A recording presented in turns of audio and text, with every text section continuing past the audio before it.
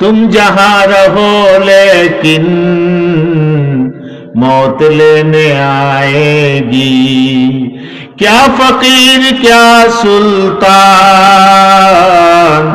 कुल्लु मन अलैहा फान, कुल्लु मन अलैहा फानिर रहीम। वमा लिया ला अअबुदु अल्लज़ी फ़तरनी व इलैहि तुरजऊन। सदक़ल्लाहुल अज़ीम। अल्लाहुम्मा सल्लि अला मुहम्मदिन व अला आलि मुहम्मद कमा सल्लैता अला इब्राहीम व अला आलि इब्राहीम इन्नका हमीदुम मजीद। अल्लाहुम्मा बारिक अला मुहम्मदिन व अला आलि मुहम्मद कमा बारकता अला इब्राहीम व अला आलि इब्राहीम इन्नका हमीदुम मजीद। মাদ্রাসায়ে আমদাদিয়া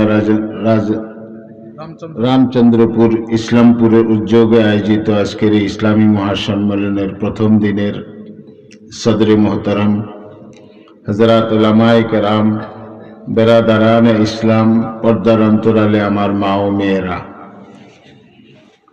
রাত অনেক হয়ে গেছে। বেশি রাত করে ওয়াজ শোনার আমি পক্ষপাতী না, কিন্তু আমার দুর্ভাগ্য বা সৌভাগ্য যাই বলেন, যেখানেই যাই এই শেষ সময় আমাকে দেয়া হয়, এটা আমার একটা কিসমত। আর যাই বলেন, যাই হোক, আমাদের ওস্তাদ, বাংলাদেশের শীর্ষ বুজুর্গ মুরব্বী হযরতুল আল্লামা আশরাফ আলী সাহেব রহমতুল্লাহ আলাইহির স্মৃতিধন্য এই জামিয়া, এই মাদ্রাসায় গত বছর আমি এসেছিলাম। ভাই এইটা বাদ দেওয়া যায় না, আমি এটার পক্ষের লোক না, এটা আমার খুব অস্বস্তি লাগে, আমি কথা বলতে পারি না, এটা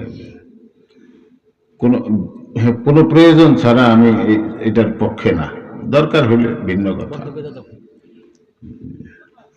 মনে কষ্ট নিয়েন না আপনারা, হ্যাঁ, বন্ধ করে দেন, এটা কোনো ফজিলত নাই।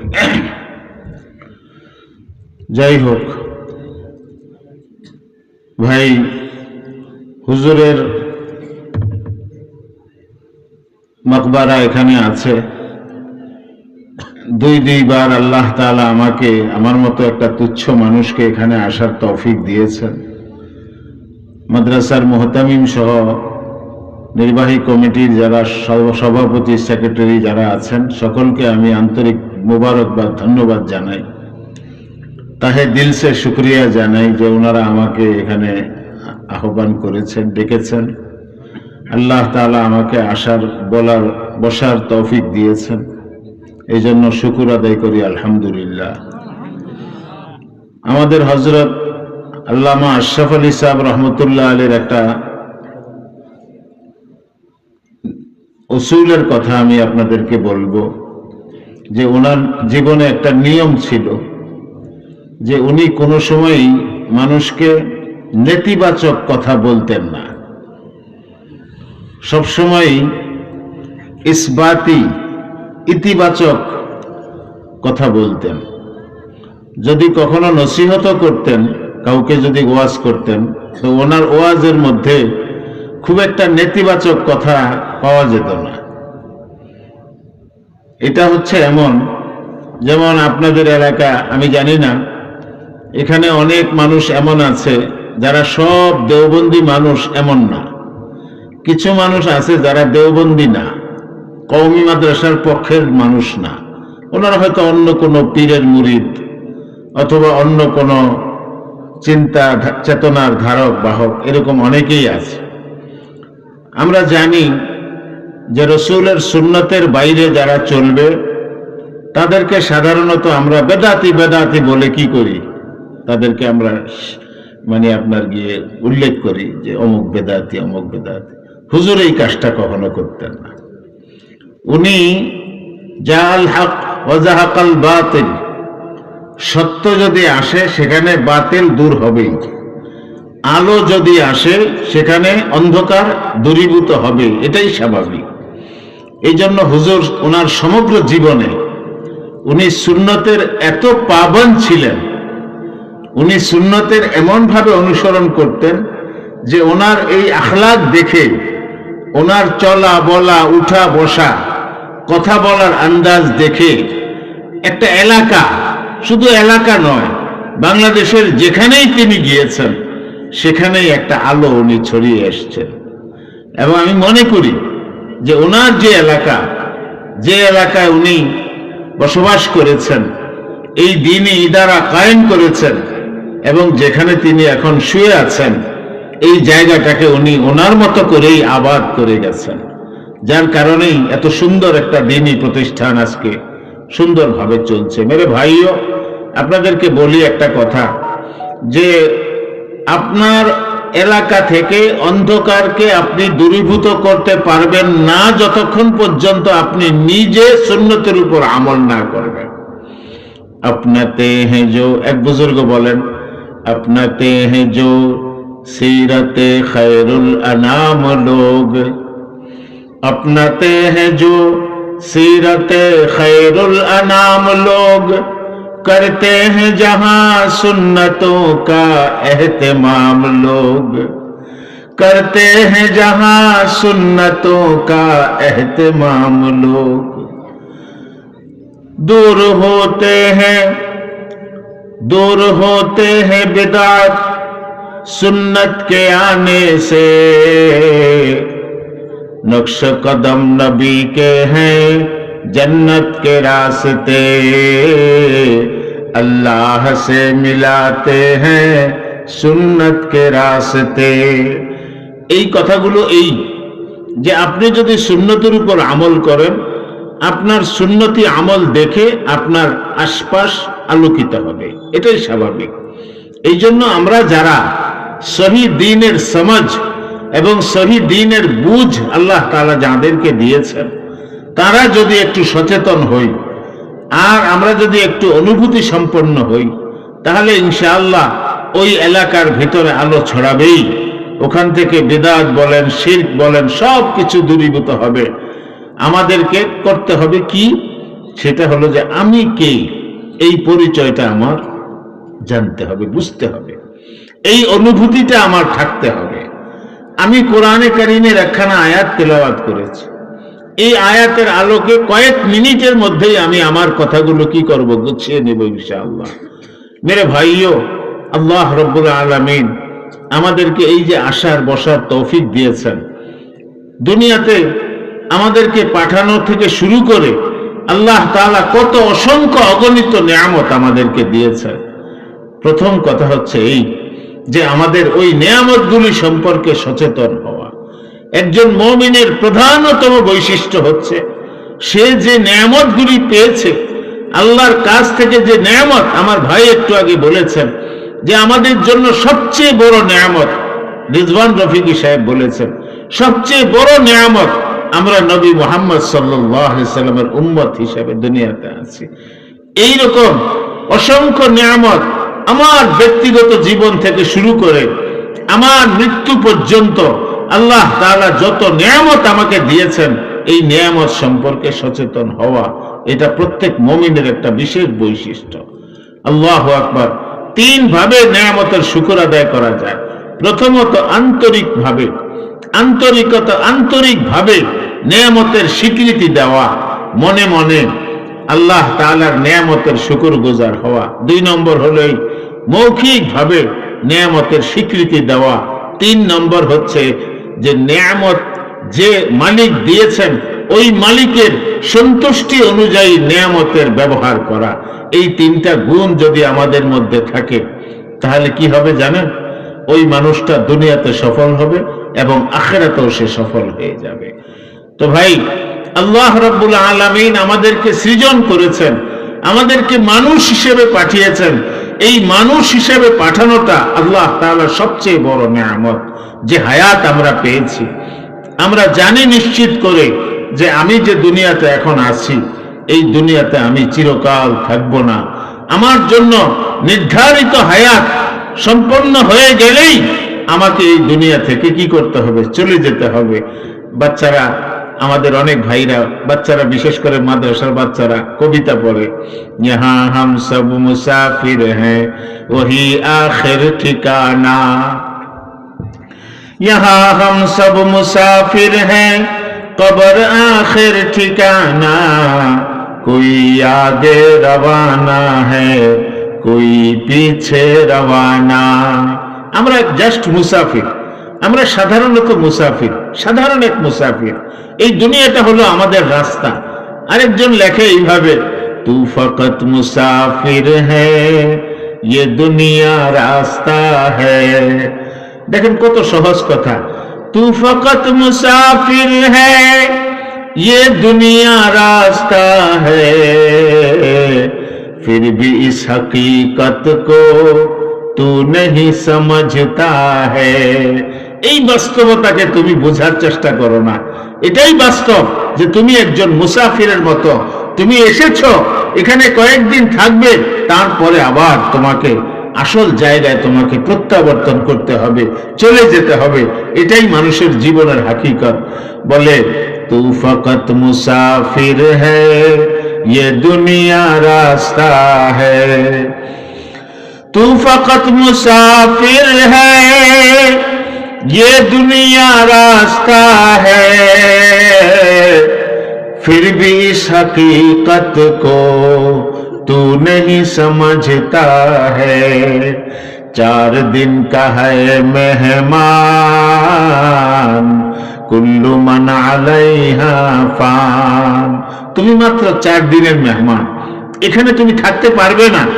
তোমার এখানে থাকতে ইচ্ছে করলেও তুমি থাকতে পারবে না। দুনিয়াতে অনেক মানুষ অনেক ভাবে চেষ্টা করেছে দুনিয়াতে কিছু সময় বেশি থাকবার জন্য। লা ইস্তাখিরুনা সাআ, এক লম্হা ওয়াক্ত তোমার জন্য নির্ধারিত হায়াত পরিপূর্ণ হওয়ার সঙ্গে সঙ্গে আল্লাহ কাছে তোমাকে কি করতে হবে? প্রত্যাবর্তন করতে হবে। ইন্না লিল্লাহি ওয়া ইন্না ইলাইহি রাজিউন। ভাই, এই যে ঘর থেকে যখন বের হয়ে আসি না, বাসায় যখন রুম থেকে নেমে লিফটে উঠি, তো মনে মনে ভাবি, আল্লাহ, এমনও তো হতে পারে যে এই লিফটে যে উঠলাম আর জীবনে আর কখনো লিফটে উঠতে পারবো না, এরকম একটা অবস্থা। কি বলে, এটাই তো বাস্তবতা যে যে কোনো সময় যখন আমার জন্য সময় নির্ধারিত সময় শেষ হবে, আমাকে আপনাকে এখান থেকে চলে যেতে হবে। আল্লাহু আকবার। দেখেন কি বলে, अल्लाह रूह जिस्म को एक दिन छोड़कर यूं जाएगी, तुम जहां रहो लेकिन मौत लेने आएगी। তুমি যেখানেই থাকো মौत তোমাকে নিতে আসবেই। तुम जहां रहो लेकिन मौत लेने आएगी, क्या फकीर क्या सुल्तान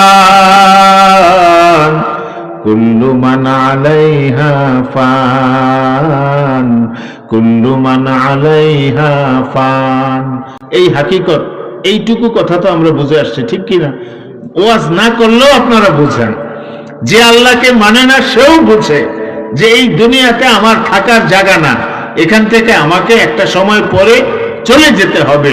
আমার ভাইরা, এই হচ্ছে আমাদের হাকিকত। যখন আমরা চলেই যাব, তখন আমরা কি জন্য দুনিয়াতে আসলাম, কি উদ্দেশ্যে আল্লাহ আমাদেরকে দুনিয়াতে পাঠাইলেন, এবং এই দুনিয়াতে পাঠানোর সে মাকসাদটা আল্লাহ তাআলার কি, এই কথাটুকু বলেই আমি আমার কথা শেষ করব। রাজাপুরী সাহেব হুজুর আছেন, ওনারা বয়ান শোনার জন্য আপনারা বসে আছেন। আমি মাঝখানে লম্বা সময় না নিয়ে শুধু এইটুকু কথা বলবো যে ভাই, আমরা যে দুনিয়াতে আসছি, আল্লাহ তাআলা কোরআনে কারিমে বলেন যে তোমাকে, জিন জাতিকে, মানব জাতিকে আমি দুনিয়াতে পাঠিয়েছি শুধু আমার বন্দেগী করার জন্য। বাস, শুধু আমার বন্দেগী করার জন্য আমি তোমাকে দুনিয়াতে পাঠিয়েছি। এই যে আমরা দুনিয়াতে আছি, আল্লাহ তাআলার কাছে শুকর আদায় করি যে আল্লাহ তাআলা আমাদেরকে মুসলমানের ঘরে জন্ম দিয়েছেন। এই জন্য আমাদেরকে দ্বীনের পথে চলার জন্য আমাদের সহজ হয়ে গেছে, ইসলামের পক্ষে চলার জন্য, বলার জন্য আমাদের জন্য সহজ, যেহেতু আমরা মুসলমানের ঘরে জন্ম নিয়েছি।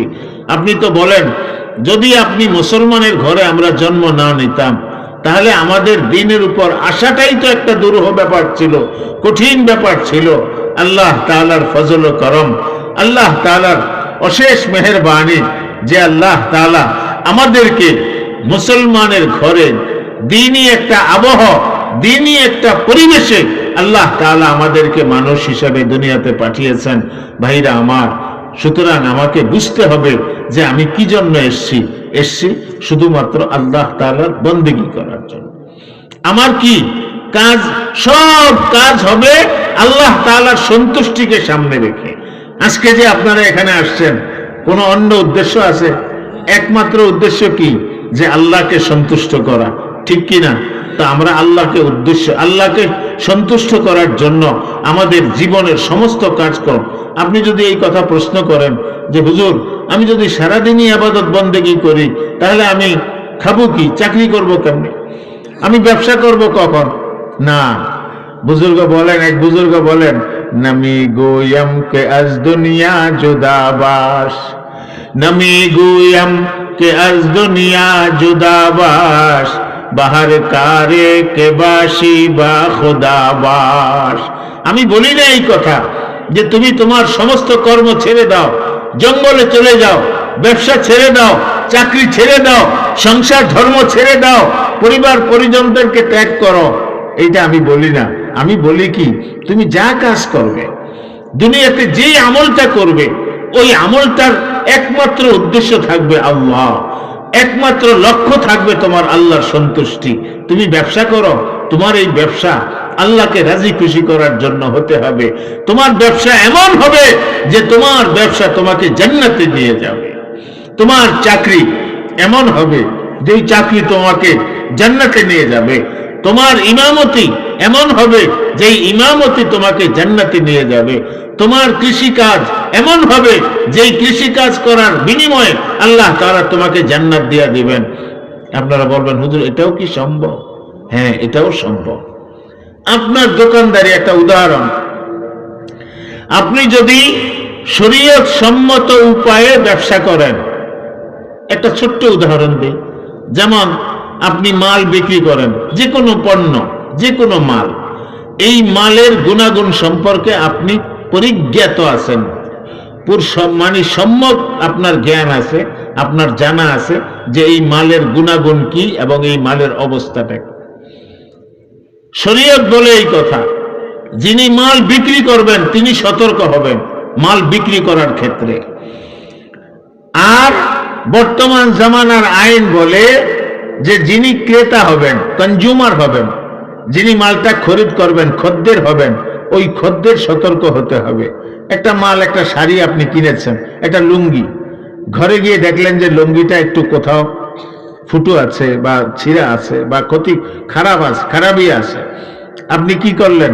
দোকানদারের কাছে নিয়ে আসলেন, ভাই এই দেখো আমার লুঙ্গিটা খারাপ। দোকানদার এটা ফেরত নিবে না, বলবে এটা আমি যখন বিক্রি করছি তখন তো তুমি বলো নাই, ঠিক কি না? কিন্তু এটা আপনার হবে না। আপনাকে কি করতে হবে?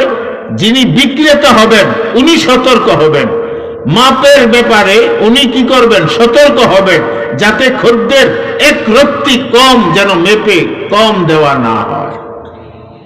ব্যবসা করার ক্ষেত্রে আপনি লাভ করবেন, 10 টাকার মাল 11 টাকা বিক্রি করবেন, কোনো অসুবিধা নেই, কিন্তু কালোবাজারি করার কোনো সুযোগ শরীয়তে নাই। এই যে বিষয়গুলি, আপনার ব্যবসার ভিতরে কোনো সুদের অংশগ্রহণ থাকতে পারবে না। আপনার কাজের মধ্যে সুদের সাথে সম্পৃক্ততা আপনার জন্য জায়েজ নাই। সুদ মুক্ত হয়ে আপনি যদি ব্যবসা বাণিজ্য পরিচালনা করেন, তাহলে আমি বলতেই পারি সততার সঙ্গে, নিষ্ঠার সঙ্গে যদি কেউ ব্যবসা করে, ওই ব্যবসায়ীকে আল্লাহ তাআলা নিশ্চয়ই জান্নাত দান করবেন ওই ব্যবসার বিনিময়ে।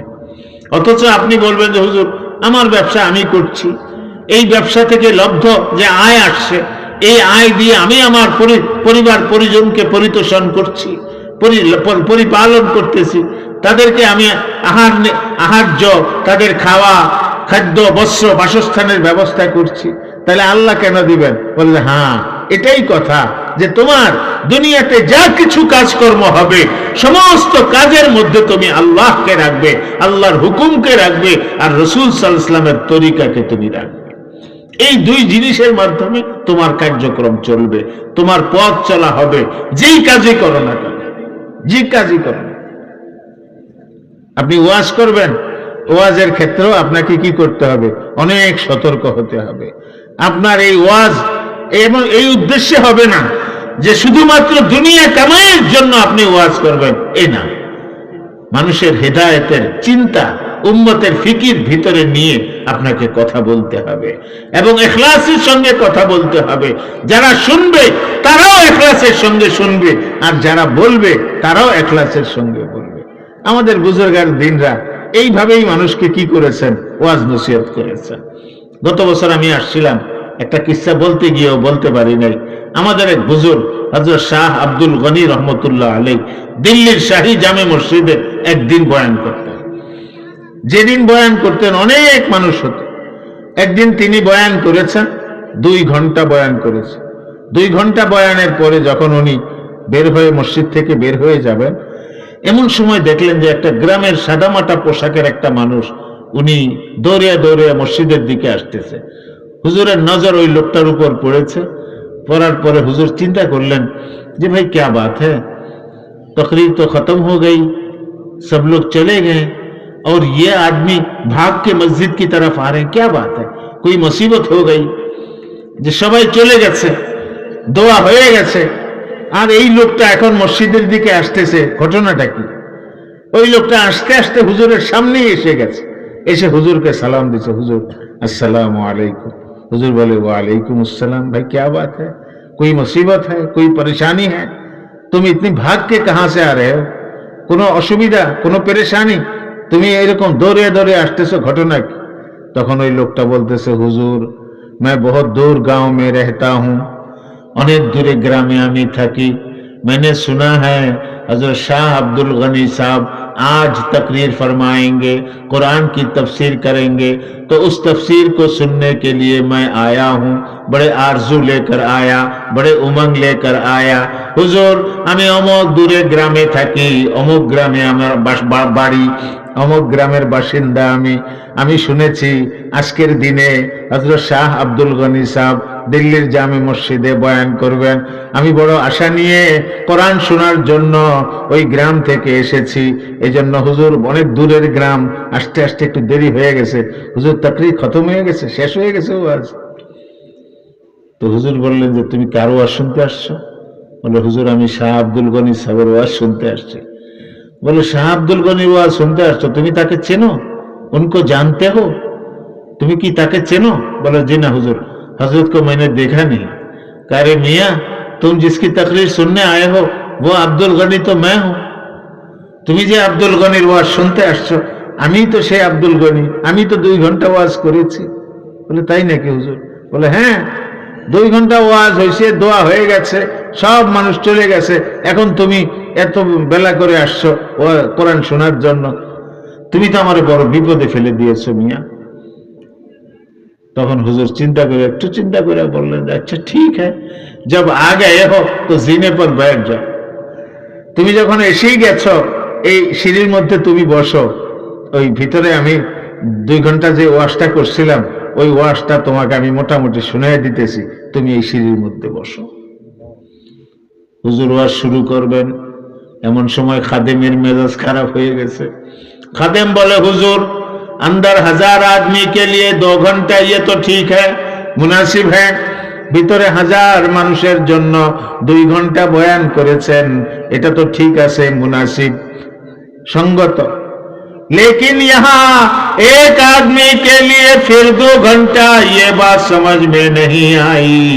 বলে হুজুর এখন আবার একজন মানুষের জন্য আবার আপনি 2 ঘন্টার ওয়াজ করবেন, হুজুর এটা তো বুঝে আসে নাই।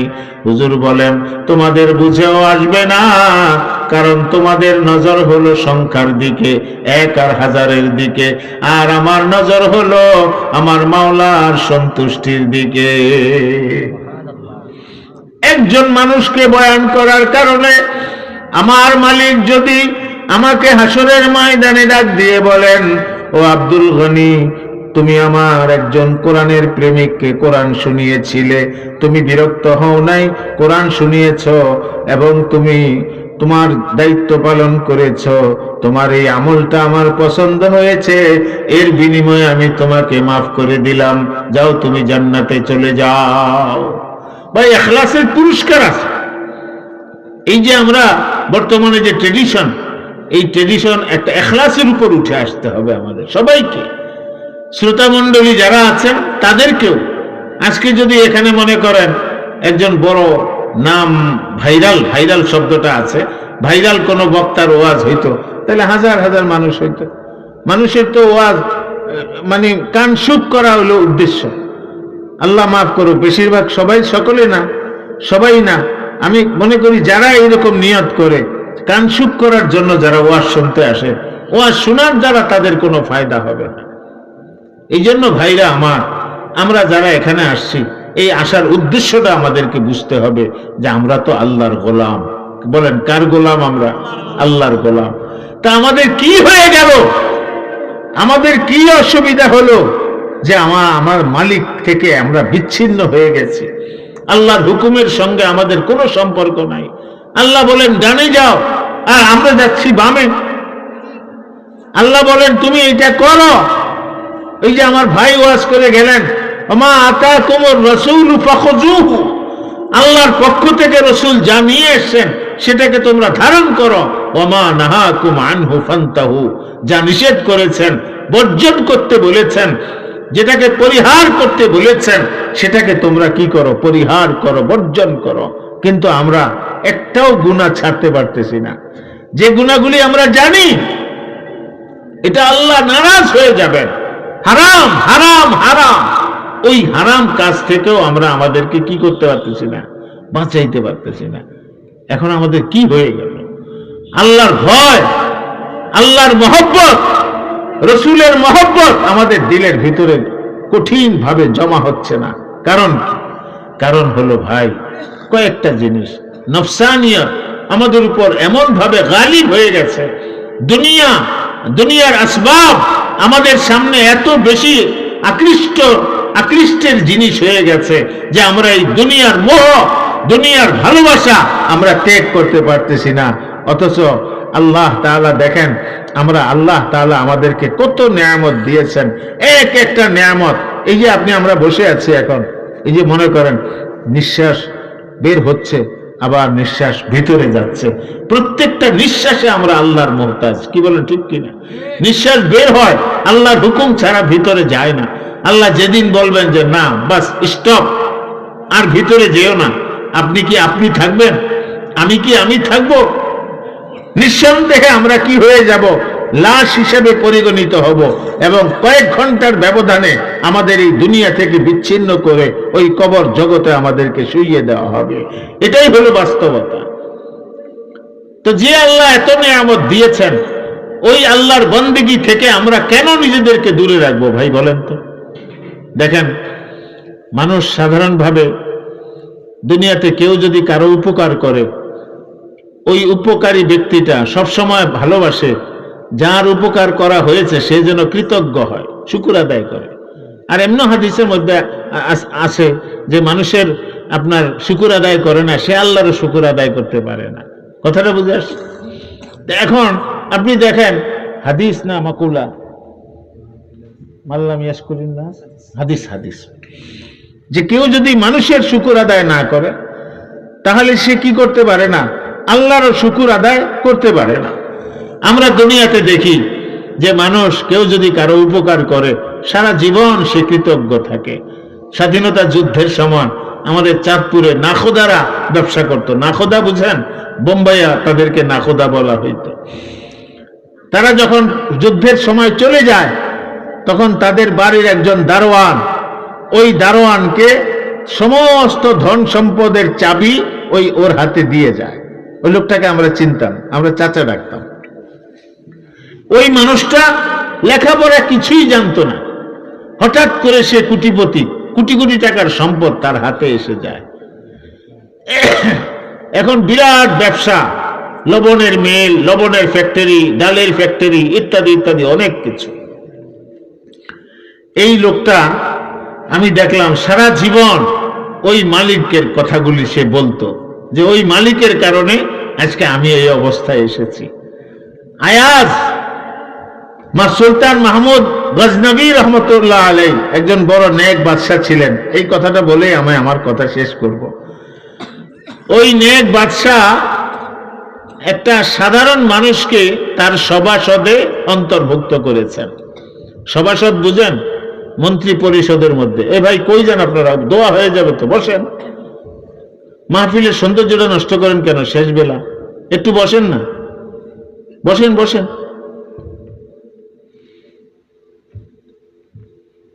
উলামায়ে কেরামের অনুরোধ বলা, উপেক্ষা করা, এটাও একটা খুব বড় কঠিন বিষয়। হ্যাঁ, আচ্ছা, কোনো প্রয়োজন যদি থাকে চলে যান আপনারা। খুব যে রাত হয়েছে এমনও তো না, আমি তো অনেক দূরে যাব। এই জন্য আমি জবরান আমার ভাইকে বসিয়ে আমি বলছি যে একটা মানুষও ইনশাল্লাহ উঠতে দেব না, যারা আছে সবাই থাকবে, আপনি আসেন। আমি এই কথাটা বলে শেষ করতেছি। সুলতান মাহমুদ গজনবীর একজন সভাসদ ছিলেন, খুব নিডি, গরিব একজন মানুষ। উনি যখন এই দরবারে এসছেন তখন ওনার পরনে একটা ছেঁড়া লুঙ্গি ছিল, একটা জামা আর একটা ছেঁড়া জুতা। ওনার নাম ছিল আয়াজ। এই আয়াজের বিচক্ষণতার কারণে, তার বুদ্ধিদীপ্ত কর্মকাণ্ডের কারণে বাদশাহ তাকে প্রচন্ড মায়া করতেন, বিশ্বাস করতেন। বাদশাহ যতই তাকে বিশ্বাস করতেছেন, পুরনো সভাসদ যারা, মন্ত্রী যারা, তারা তার উপর ঈর্ষান্বিত হয়ে যায়। তার উপর একটু তাদের কথা, আমার কথা বুঝতে পারতেছেন? তার উপর একটু হয় যে আমরা পুরানো মানুষ, আমরা আভিজাত্যে ভরা মানুষ, আমরা অভিজাত ঘরের মানুষ, আর আমাদেরকে বাদশাহ বিশ্বাস করে না। এই গ্রামের একটা সাধারণ মানুষ কোত্থেকে উঠে এসেছে, উড়ে এসে জুড়ে বসলো, বাদশাহ এখন তাকে সব কিছু বলে, তাকে দিয়ে এই কাজকর্ম করায়। তো বাদশাহ ওই লোকটাকে, আয়াজকে, যখন যেটা বলতেন উনি ওইটার শতভাগ হক আদায় করতেন এবং ওই আমলটা করতেন, ওই কাজটা সম্পাদন করতেন। এই জন্য বাদশার আস্থা ওই আয়াজের উপর। এখন লোক, ওই যারা হিংসুক, তারা তার পিছনে লেগে গেল, গিয়ে তার পিছনে এই গোয়েন্দাগিরি করা শুরু করলো। দেখলো যে আয়াজ তার যেই ঘর, যে কামরা, ওই কামরার মধ্যে একটা সিন্দুক আছে, ওই সিন্দুকের ভিতরে একটা তালা লাগানো আছে। সে সকালবেলা যখন রাজদরবারে আসে, আসার সময় ওই তালাটা খুলে, ডালাটা উঠিয়ে এটার ভিতরে একটু নজর দেয়, একটু দেখে তারপরে আবার ডালা বন্ধ করে তালা দিয়ে আবার সে চলে আসে। বিকেল বেলা আবার যখন বাসায় যায়, তখন অনুরূপ ভাবে সে ওই ডালা খোলে, তালা খোলে, ডালা খোলে, খুলে ওইটা দেখে তারপরে আবার সে বন্ধ করে দেয়। কথা বুঝে আসছে? এখন ওই লোকটা, মানে মানুষ তো অনেক কিছু বানিয়ে বানিয়ে করতে পারে, বাদশার কাছে গিয়ে বানিয়ে বানিয়ে নালিশ দিল। বাদশাহ নামদার, নিশ্চয়ই আয়াজ আপনার রত্ন ভান্ডার থেকে, আপনার খাজানা থেকে কোনো দামি জিনিস চুরি করেছে, চুরি করে সেটাকে সে ওই সিন্দুকের মধ্যে রেখে দিয়েছে। বলল তাই নাকি? বলে জি হুজুর, আমি নিজের চোখে দেখেছি, সকাল বিকাল সে ওটা দেখে। এখন বাদশাহ বললেন, আয়াজ তুমি আমার কাছে আসো, এখানে বসো, চাবি আছে ওই তোমার কাছে, ওই তোমার ঘরের বাক্সটার চাবি? বলে জি আমার কাছে আছে। বলে চাবিটা দাও। দুইজন পুলিশকে পাঠিয়ে দিলেন, যাও আয়াজের ঘরে যাও, গিয়ে ওর ঘরে যে বাক্সটা আছে ওই বাক্সটা উঠিয়ে নিয়ে আসো রাজদরবারে। রাজদরবারে আনা হলো।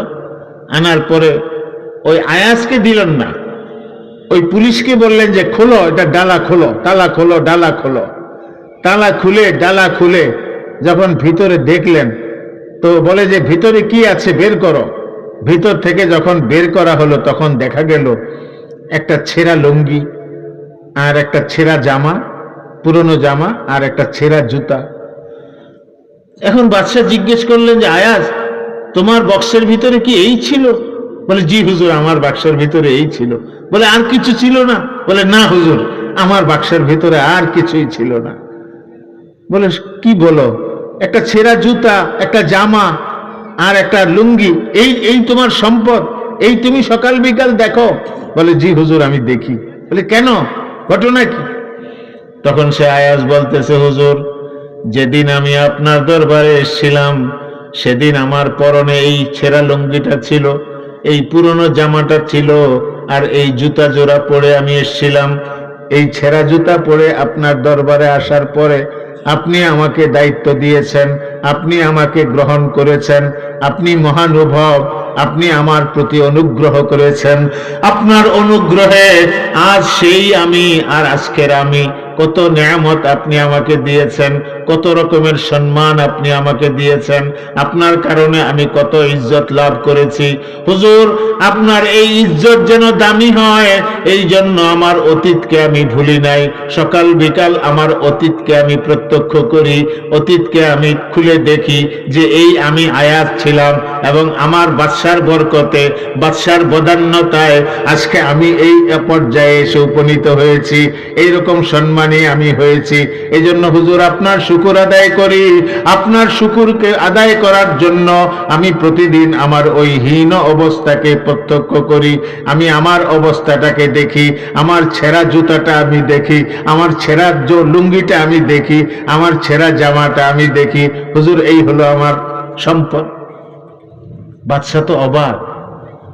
এখন আমাদের বক্তব্য হচ্ছে যে তোমার আল্লাহ তোমাকে কত নেয়ামত দিয়েছেন, শুকরে নেয়ামত হায় তু, চন্দা কে নেয়ামত হায় তু, উজরে তকসিরাতে মা চন্দা কে নেয়ামত হায় তু।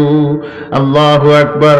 हस्ती को मेरी लाल बनाया है उसी ने, हस्ती को मेरी लाल बनाया है उसी ने, बहता है जो एक खून का दरिया मेरे दिल में, बहता है जो एक खून का दरिया मेरे दिल में।